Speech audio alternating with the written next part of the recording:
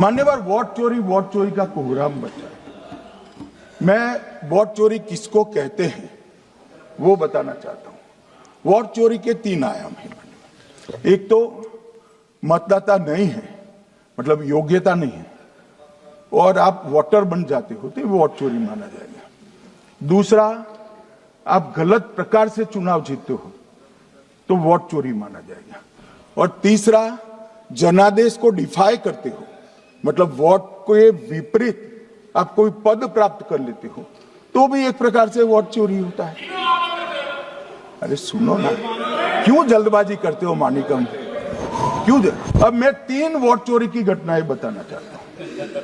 सबसे पहली घटना हुई आजादी के बाद देश का प्रधानमंत्री तय करना था। तय कौन करना था?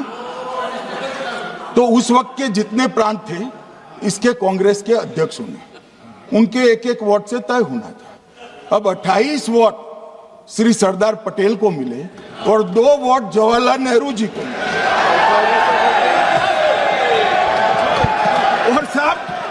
और साहब प्रधानमंत्री जवाहरलाल जी बने।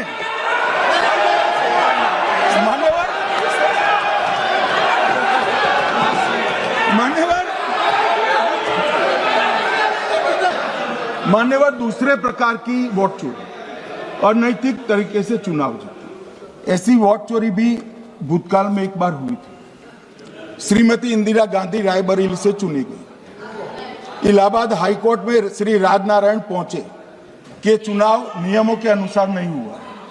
इलाहाबाद हाईकोर्ट ने ये तय कर दिया कि श्रीमती गांधी ने उचित तरीके से चुनाव नहीं जीता है, हम इसको रद्द कर दें। मान्यवर, ये भी वोट चोरी थी, बहुत बड़ी वोट चोरी थी।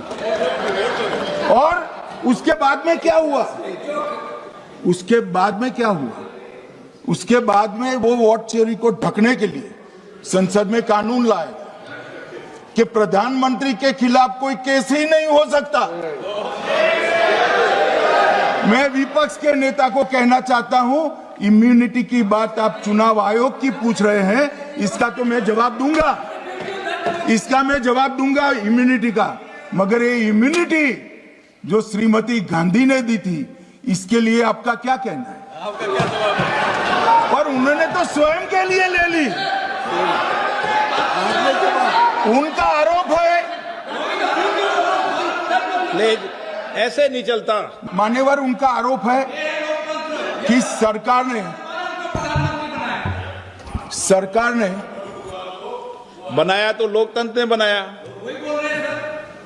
तो जो समय का केस था वो बताया है, आगे का तो मोदी जी को भी सब लोगों ने प्रधानमंत्री बनाया है भाई, आपकी कृपा से नहीं बने हैं।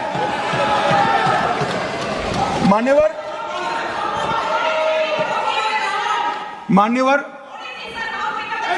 ऐसे मानक तरीका ठीक नहीं है आपका, 2-2 मिनट में उठना। मान्यवर, विपक्ष के नेता ने कहा कि आपने चुनाव आयुक्तों को इम्यूनिटी दी।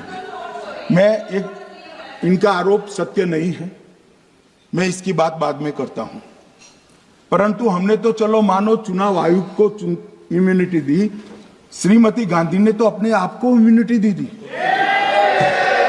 और फिर जब ये संवैधानिक सुधार के वायरस चैलेंज हुए तो वो केस जीतने के लिए 2, 3 और 4 नंबर के सर्वोच्च न्यायालय के जज को बाईपास कर 4थे नंबर के जज को चीफ जस्टिस बनाया और वहां केस भी जीत लिया।